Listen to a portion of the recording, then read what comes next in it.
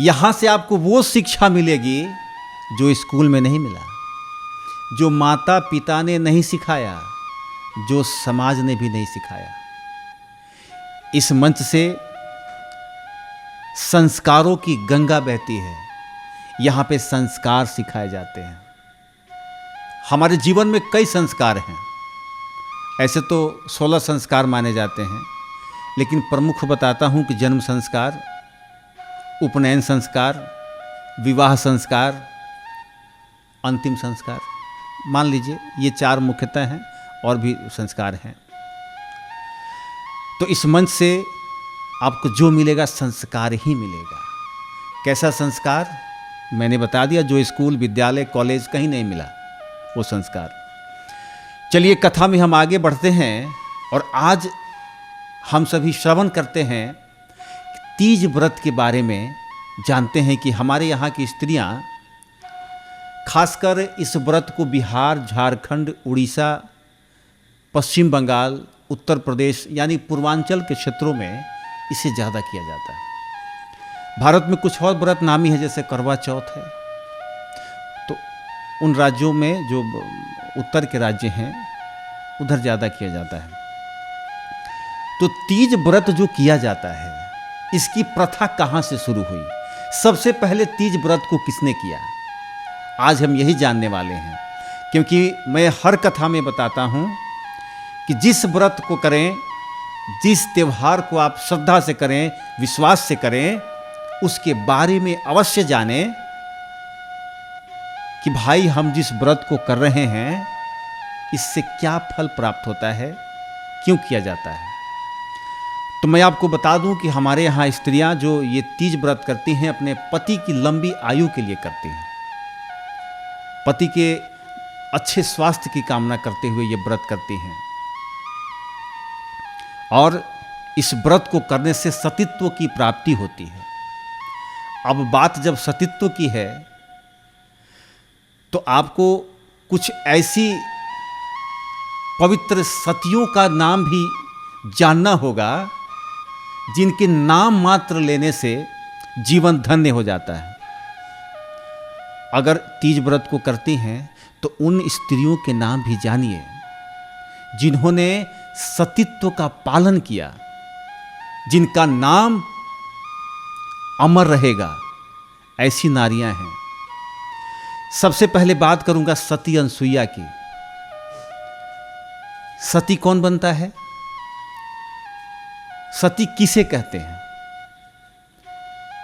जो पतिव्रता होती है, जो पति के अलावा किसी के बारे में विचार भी नहीं लाए, जो पति की हर आज्ञा का पालन करे, वो सतीत्व को प्राप्त होती है। वो पतिव्रता नारी कहलाती है। तो तीज की शुरुआत जो हुई, सबसे पहले 3 देव, ब्रह्मा, विष्णु और महेश, तीनों में समुद्र मंथन के, जब समुद्र मंथन चल रहा था तो भगवान विष्णु ने लक्ष्मी जी को प्राप्त किया, समुद्र मंथन से मिला। ब्रह्मा जी को सरस्वती मिली। 2 देव तो पत्नी वाले हो गए। बच गए महेश जी, भोलेनाथ। भोलेनाथ के पास कोई अर्धांगिनी नहीं थी। एक ऐसी नारी थी जिसने भोलेनाथ के लिए 107 जन्मों तक तपस्या की। तपस्या करती, मृत्यु हो जाता, फिर अगले जन्म में फिर तपस्या करती उसी भोलेनाथ के लिए। ऐसे करते करते 107 जन्म बीत गए। 108वें जन्म में सती के रूप में राजा दक्ष के यहां जन्म ली पुत्री, उनसे भोलेनाथ का विवाह हुआ। और भोलेनाथ का तो विवाह एक बार और हुआ, जब सती ने अपने आप को अग्नि कुंड में समाहित कर दिया, अपने शरीर को त्याग दिया, तब फिर उन्होंने जन्म लिया 109वां अवतार वो पार्वती का है। तो सबसे पहले भगवान शिव को पाने के लिए 107 जन्मों तक जिन्होंने व्रत किया, तपस्या की, वो तीज व्रत, वहीं से इसकी शुरुआत हुई। इसे भादों के शुक्ल पक्ष में तृतीया के दिन मनाया जाता है। सुहागन औरतें, महिलाएं अपना 16 श्रृंगार करती हैं। निर्जला ये व्रत होता है। एक दिन पहले नहाए खाए करती हैं, नहाकर भोजन करना होता है। उसके अगले दिन बिना जल बिना अन्न के बीतता है दिन और रात। अगले दिन फिर विधि विधान से पारण करने के बाद इस व्रत को तोड़ा जाता है। कहते हैं कि जिस तरह से पार्वती मैया ने शिव जी को पाने के लिए व्रत किया और उन्हें शिव जी प्राप्त हुए, उसी तरह से अगर कुंवारी कन्याएं भी इस व्रत को रखती हैं तो उन्हें भी मनचाहा वर प्राप्त होता है। अब बात करते हैं सतीत्व की। तो इस व्रत को करने से सतीत्व आता है। एक महिला थी, उसका विवाह हुआ। उसका विवाह होकर जब अपने ससुराल गई तो पहले तो उसका पति ठीक था, बाद में शराब पीने लगा, अति शराब पीता। शाम को घर आता था और रोज आकर पत्नी की पिटाई करता। ऐसा हम सभी देखते भी हैं, कुछ लोग हैं। लेकिन वो नारी जो थी कभी अपने पति को भला बुरा नहीं कहा, कभी कोई अपमान नहीं किया। ऐसा था कि एक दिन शराब पीकर आया, पत्नी की पिटाई करता है और पिटाई करके भोजन करता है और बिस्तर पे ऐसे ही पड़ जाता है, सो जाता है। पत्नी ने देखा कि उसके हाथ में छाले पड़ गए हैं। छाले किस चीज़ के हैं? तो जब वो डंडे से पिटाई कर रहा था तो उसके हाथों में, डंडे में लगा हुआ जो उसका रेशा था, उससे उसका हाथ छिल गया था। उसने हाथों में तेल लगाया और डंडे को भी ठीक किया कि मेरे पति के हाथों में दोबारा न लगे, इसलिए उसमें भी तेल लगाई। एक दिन ऐसे ही समय बीत रहा था, पति आया, ज़्यादा ही थोड़ा पी लिए थे और आकर बिस्तर पे सो गए। सो जाने के बाद जब पति सो जाए भूखे तो पत्नी ने भी भोजन ग्रहण नहीं किया, वो भी उनके बगल में सो गई। पत्नी ने ऐसे हाथ रखा, पति का सर उसके हाथ पे चला गया। एक हाथ, उस पे 2 सर थे, एक उसका छोटा बालक था, उसका सर था। ठंडा का मौसम था। उसने क्या किए कि बोरसी जला के, जो हमारे गांव देहात में महिलाएं जो बुजुर्ग जलाते हैं, बोरसी जलाकर, चूँकि ठंडा का मौसम था, कुछ था नहीं बिछा हुआ, तो सोची कि कम से कम गर्म तो रहेगा, वो जला के वहाँ रख दी और सो गई। आधी रात को उसका बच्चा रोता हुआ बिस्तर से नीचे गिर जाता है, खाट से। और गिरता कहाँ है? उस बोरसी में। लहलहाती हुई आग में वो छोटा बच्चा गिर जाता है। बच्चा 1-2 बार रोता है, उसके बाद उसकी आवाज़ शांत हो जाती है। पत्नी समझ गई कि मेरा लल्ला नहीं रहा, मर चुका है। लेकिन फिर भी उसके पति का हाथ, उसका हाथ पे उसके पति का सर था, वो पति को जगाती नहीं है कि मेरे जगाने से इनकी निंद्रा भंग होगी और मेरा धर्म खराब होगा। सुबह होता है, इसी तरह रोता हुआ सिसकता हुआ उसका रात बीत जाता है। जब सुबह पति उठता है तो देखता है कि रो रही है। रोने का कारण पूछा। कहा कि ऐसा है कि हम जब सो रहे थे तो हमारा लल्ला नीचे गिर गया, नीचे हमने आग जलाया था बोरसी का, और मैंने आपको इसलिए नहीं जगाया कि आपका सर मेरे हाथ पे था। मैं पतिव्रता धर्म की पालन करती हूँ। उसके पति ने कहा कि जो पतिव्रता है जो पति धर्म का पालन करता है, और जो तुम हमारे लिए जब इतना कष्ट उठाती हो, ये बात तो मुझे पता ही नहीं था। और मैं आता हूं और तुम्हें डंडों से पीटता हूं, और पहले तो उस डंडों में खरोच भी थी, अभी तो डंडा में खरोच भी नहीं है, बहुत साफ सुथरा हो चुका है। तुमने मेरे लिए इतना त्याग किया, और मैं मूर्ख अज्ञानी, मैं समझ नहीं पाया। जो पति व्रता स्त्री होती है, उसके सामने कभी उसके पुत्र की मृत्यु हो ही नहीं सकती, उसके पति की कभी मृत्यु हो ही नहीं सकती। ये शास्त्रों में लिखा हुआ है। जो पतिव्रता धर्म की पालन करती है, उसकी कभी बच्चे की या उसके पति की मृत्यु नहीं होती है। कहा कि अगर तुम पतिव्रता हो तो पहले बच्चे को तो देखो कहाँ है। जब बच्चे को देखी तो बच्चा बोरसी में था और फूलों की सैया पर सोया हुआ था, उसके ऊपर भी फूल गिरे हुए थे ताकि उसको ठंड न लगे, क्योंकि जाड़े का मौसम था। वो खुशी खुशी अपने बच्चे को उठाती है, गले से लगाती है, पतिदेव को प्रणाम करती है। पतिदेव ने वचन दिया कि मैं आज के बाद शराब नहीं पीऊंगा, और जिस तरह से तुमने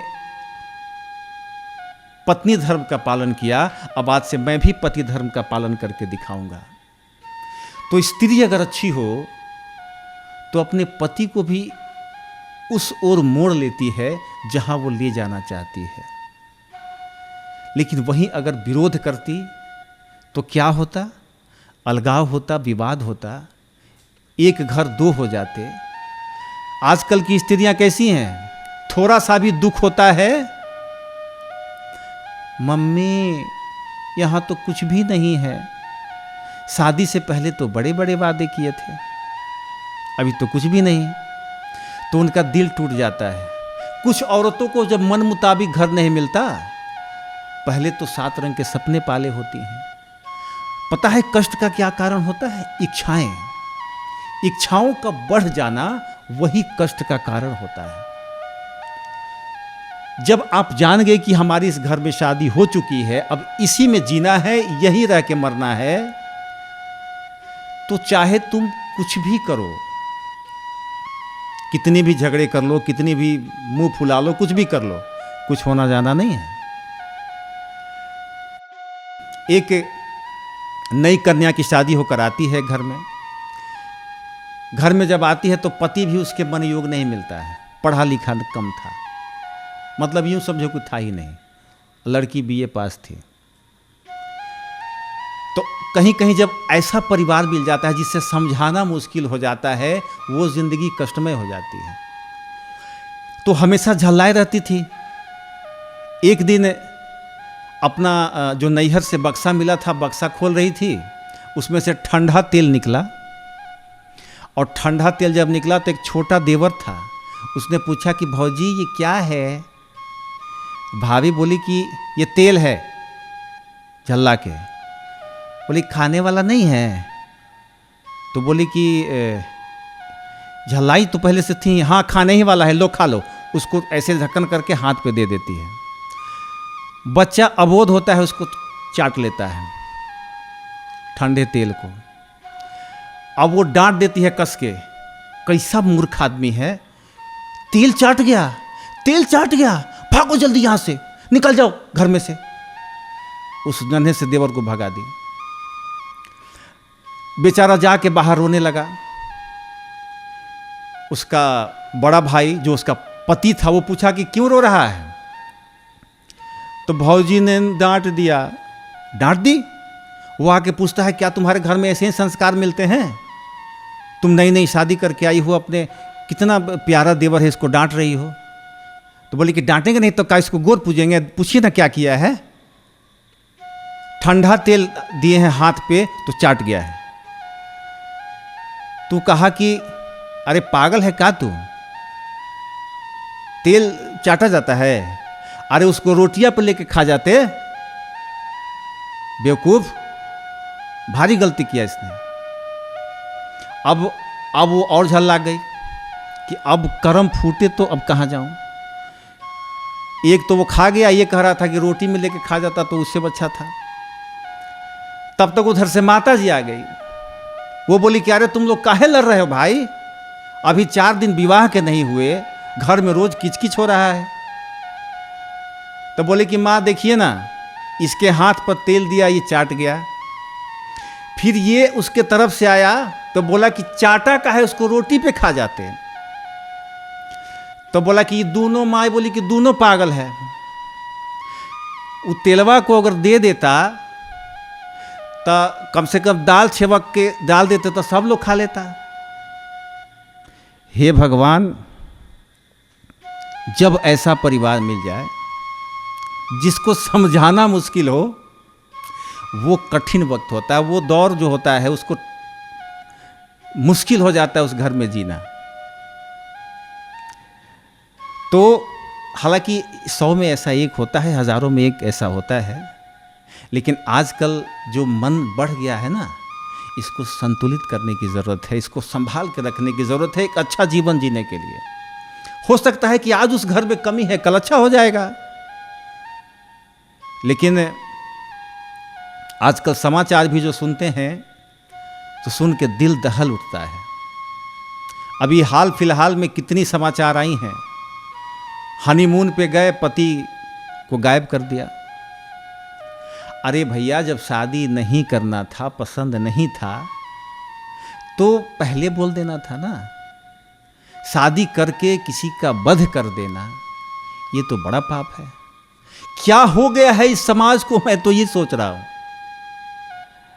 अब बताइए, अगर ऐसी स्त्री तीज व्रत करती है तो क्या भगवान का आशीर्वाद मिलेगा क्या? इसलिए जब इस व्रत को करें तो पूरे नियम से, कायदे से करें, आपको निश्चित रूप से भगवान का फल प्राप्त होगा। शिव और पार्वती की पूजा करें। जैसे सती अनसुईया ने ब्रह्मा विष्णु महेश को बच्चा बना दिया था अपने सत के बल पर। उर्मिला जब खबर सुनी कि मेरे पति लक्ष्मण को बाण लग गया है, तो वो कही कि मेरे पति को तो कुछ हो ही नहीं सकता, क्योंकि मैं पतिव्रता हूं, मुझे पूरा विश्वास है मेरे पति को कुछ नहीं होगा। सावित्री और सत्यवान की कहानी आपने सुनी है। सावित्री को कोई अच्छा वर नहीं मिल रहा था, राजा की बेटी थी वो। कई वर्षों तक उसके लिए वर खोजा गया, नहीं मिला योग्य वर। एक दिन भादों का तृतीया था, ये शुक्ल पक्ष के तृतीया, जिस दिन वो भगवान शंकर के मंदिर में पूजा करने गई थी। किसी ने कहा कि तुम तीज व्रत करो, तुमको पति प्राप्त होगा। सावित्री ने व्रत को किया, भगवान शंकर के मंदिर में पार्वती और शंकर भगवान की पूजा करके निकल रही थी। उसी समय जैसे ही पीछे घूमी, एक तेजस्वी नौजवान उसके सामने नजर आया। उसका नाम था सत्यवान। सावित्री की आंखें वहां जाकर ठहर गई। बोली कि आज तक मेरे जीवन में मेरी आंख किसी पे जाके नहीं रुकी, मैंने अनेकों नौजवानों को देखा है, मेरी आंख यहां ठहर चुकी है, जरूर इसमें कुछ है। पूछी कि तुम्हारा नाम क्या है? उन्होंने कहा मेरा नाम सत्यवान है। आपके माता पिता हैं? जब ये बात पूछी तो सत्यवान की आंखों से आंसू छलक पड़े कि माता पिता तो हैं लेकिन किसी काम के नहीं है, वो अंधे हैं। अफसोस करती है, चलो मैंने पूछ दिया। सावित्री अपने घर जाती है, पिताजी से कहती है कि पास के गांव में एक लड़का रहता है जिसका नाम सत्यवान है, अब जाके वहां बात कीजिए। उसके पिताजी 5 पंडितों को लेके जाते हैं दरवाजे पर। वो लकड़हारा था, जंगल से लकड़ी काट के लाना बेचना उसका काम था। वो लकड़ी के बोझा को पटकता है, तब तक 5 ब्राह्मण उसके पिताजी के साथ पहुंच जाते हैं। उसका हाल समाचार पूछा जाता है। पूछने के बाद 5 पंडित पतरा खोलते हैं। पतरा खोलने के बाद जब उसका योग देखते हैं तो 5 ब्राह्मण जिस तरह पतरा खोले थे, धड़ाक से पतरा बंद कर देते हैं और कहते हैं कि महाराज, इससे सावित्री की शादी हो ही नहीं सकती। महाराज चिंतित क्यों नहीं हो सकती? क्योंकि विवाह के 1 वर्ष बाद इसकी मृत्यु हो जाएगी, ये मर जाएगा। अब सब लोग लौट जाते हैं, जाकर सावित्री को बताते हैं कि बेटी वहां शादी करके तुम्हारा जिंदगी तो नर्क हो जाएगा। लेकिन सावित्री कहती है कि ऐसे तो मेरा व्रत टूट जाएगा, ऐसे मेरा व्रत टूट जाएगा। मैं जिसको मन के मंदिर में अपना पति मान चुकी हूं, जिसके बारे में एक बार भी सोच लिया है कि ये मेरा पति है, अगर मैं दोबारा किसी को भी सोचती हूं तो ये तो घोर अपराध होगा, ये तो मेरे सतीत्व का नष्ट हो जाएगा। चाहे मुझे 5 दिन ही जीना जीजिए, शादी के बाद 5 दिन ही मुझे मंजूर है, लेकिन मुझे विवाह वहीं करना है। सावित्री के जिद के आगे सभी झुक गए और विवाह हुआ। जब वो घर पहुंचती है तो 365 लकीरें खींच देती है कि इतने ही दिन तक मुझे पति के साथ जीना है, और वो पतिव्रता जीवन जीने लगती है। पतिव्रता जीवन जीते जीते हर दिन 4 मुख वाले दीपक जलाती है, हर चिन्ह के पास। आज इस चिन्ह के पास, कल उस चिन्ह के पास, परसों उस चिन्ह के पास। ऐसे करते करते वक्त बीतता है और एक दिन वो समय आ जाता है जिस दिन यमराज आकर सत्यवान के प्राण हर लेते हैं और प्राण लेकर चल पड़ते हैं। यमराज आगे जा रहे हैं, सावित्री उसके पीछे चल पड़ती है कि हमारे सतीत्व में, हमारे पतिव्रता में कहीं कमी हो तो बताइए। यमराज पूरा खोजते हैं, उसको कहीं कमी नहीं मिलता। जब आगे बढ़ते हैं फिर पीछे से चल पड़ती है कि अगर आप मेरे पति को ले जाएंगे तो हमें भी ले चलिए। बोले कि तुम्हारा अभी वक्त नहीं आया है, इसका वक्त आ गया, इसका भी टाइम है, इसको ले जाएंगे, तुम्हारा बाद में जाना है तुमको। उन्होंने कहा कि नहीं, अगर जाएंगे तो पति के साथ जाएंगे, क्योंकि मैं पति के बिना एक क्षण भी नहीं रख सकती हूँ। आखिर यमराज को उसके पति के प्राणों को लौटाना पड़ा था। ऐसी होती हैं पतिव्रता नारियां। तो अगर आप तीज के व्रत को कर रही हैं तो विधि विधान से करें, भगवान शिव और पार्वती का पूजन करें।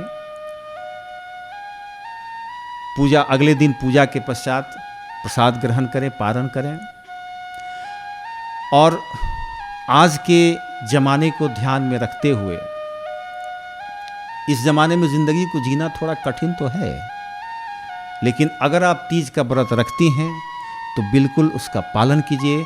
अगर हमारी बातें अच्छी लगी हों आपको, बात तो हम अच्छी ही कहते हैं, किसी किसी को हो सकता है कि बुरी भी लग जाती है कि महाराज जी ने ऐसा कह दिया, शायद मेरे ही ऊपर कह दिया होगा। आपको किसी को अपने ऊपर लेने की ज़रूरत नहीं है। तीज व्रत आने वाला है, आप लोग खुशी खुशी तीज व्रत कीजिए। हम भगवान से कामना करते हैं कि आप सभी के पति का उम्र लंबा हो, आप सब सदा सुहागन रहें।